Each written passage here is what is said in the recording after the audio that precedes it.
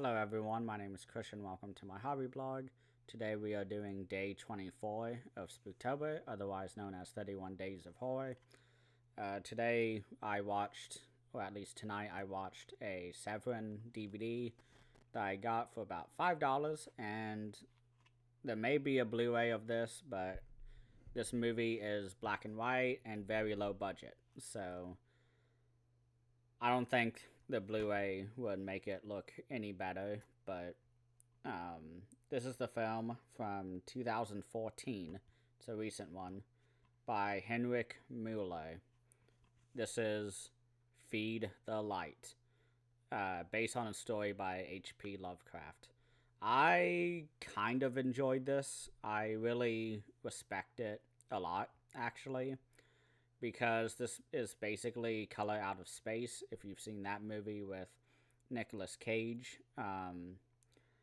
this movie is very similar in that regard, about an entity, something coming down from space, except in this movie, the color from outer space is contained within a box. And this woman, her husband or ex-husband has taken the daughter and have run into this weird mental asylum looking place, factory maybe, and she has to go track down her daughter, and ends up that this entire facility is more of a nightmare asylum. I don't really know how to describe it, but this movie had a lot of sort of ideas to tackle, and a lot of it works just enough for me to where I didn't feel as if I wasted my time. I feel like this movie, if given the proper budget, would be one that I love. And there's a lot to love about this movie. Aesthetically, it is just like Eraserhead by David Lynch.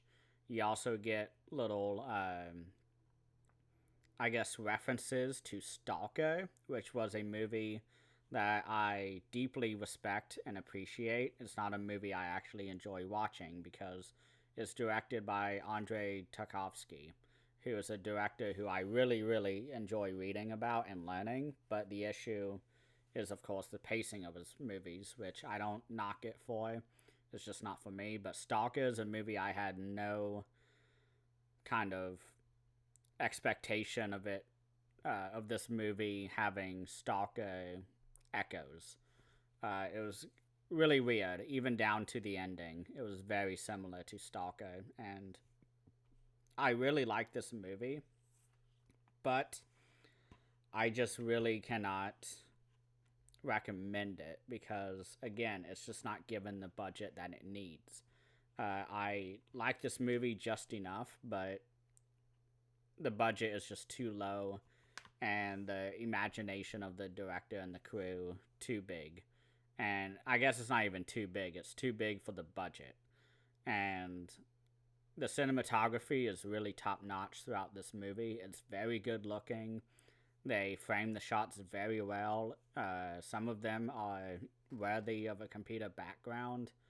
And also just the use of color in this movie, because every time there's a kill or blood is involved, it's always red, because the rest of the movie is black and white. And it's really nice aesthetically. It's like right on the edge of greatness, I felt like, while watching this movie. It really could have been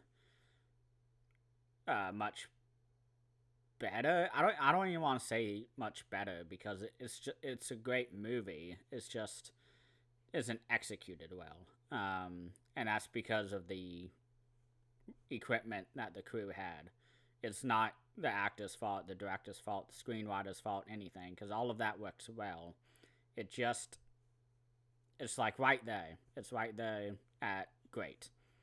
And I can't give it any higher because of the limitations that they have. And there's a lot of limitations. So I may keep this DVD. Maybe I'll upgrade it. I don't think I will upgrade it. But I will maybe keep this DVD. It could have been better, but I enjoyed it for what it is.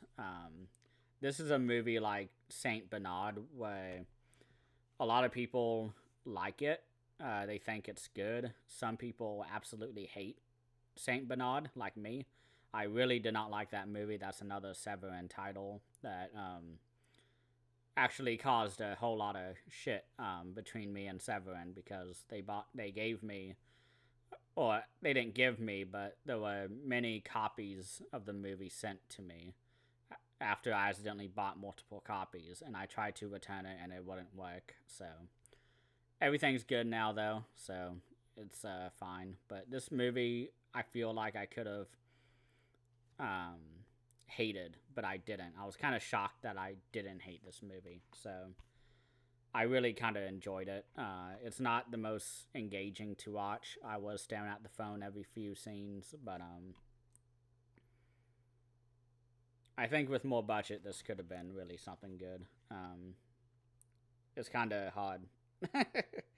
Kind of sucks, but at the same time, it's an hour and 20 minutes or so. So that's really nice. It'll be done before you know it when you start. So sorry if I'm not like super animated about this. It was just fine. It's right there at greatness, and I can't really say anything else about the movie. But I enjoyed it. I didn't waste my life, and that's probably the best thing I can say. So thank you all so much for watching, and please have a great rest of the day.